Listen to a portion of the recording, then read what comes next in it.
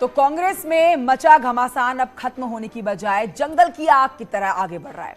Ticket बेचने के आरोप लगने पर हरीश रावत ने जवाब दिया और कह दिया कि इसी होली पर उनकी राजनीति का दहन कर देना चाहिए, जबकि नेता विपक्ष गलतियों से सीखने की बात कर रहे हैं।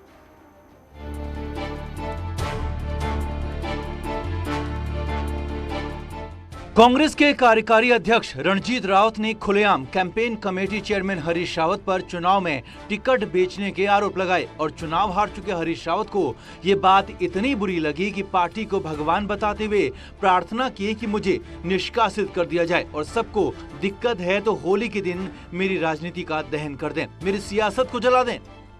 टिकट बेचे हैं तो ऐसा व्यक्ति तो नहीं चाहिए कांग्रेस के अंदर, इसलिए मैंने कांग्रेस को ऑफर किया है, बल्कि भगवान से प्रार्थना की है। अब कांग्रेस को क्या ऑफर करूं, इस समय सभी तकलीफ में हैं, ये समय कुछ कहना जो है वो ठीक नहीं होगा, इसलिए मैंने भगवान से प्रार्थना की है, भगवान कांग्रेस मेरे खिलाफ कार्रवाई करे। एक व्यक्ति जो है जो इतने पदों से नवाजा गया हो और सब कुछ किया गया हो, यदि वो टिकट बेचता है, पद बेचता है, तो फिर ऐसे व्यक्ति की तो सार्वजनिक कांग्रेसी में क्यों सार्वजनिक जीवन में जरूरत नहीं होनी चाहिए। तो मैं तो ऐसे हरीश रावत को उत्तराखंड वालों को चाहिए कि पकड़ करके खड्ड में दबा दें।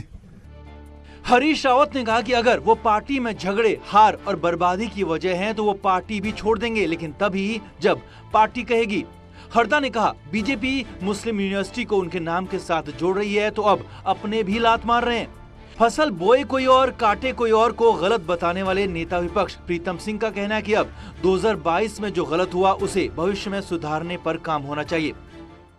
टिकट वितरण में हमको इस बात का भविष्य में ध्यान रखना पड़ेगा कि जो व्यक्ति जहां पर पूरे 5 वर्ष तक जो है मेहनत कर रहा है उसी को प्राथमिकता देनी चाहिए, ये मेरा मकसद था।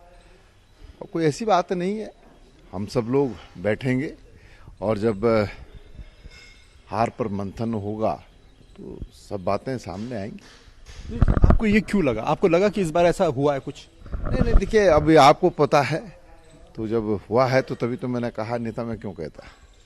कांग्रेस की करारी हार ने पार्टी के बड़े नेताओं में कलह आसमान पर पहुंचा दिए और टिकट गलत बंटने से लेकर टिकट बेचने की बातों पर बड़े नेता भिड़े पड़े हैं। अब बदले बिगड़े माहौल में कांग्रेस का भविष्य सुधरने की उम्मीद फिलहाल तो नहीं दिखती। दीपांकर भट्ट, न्यूज़ 18 देहरादून।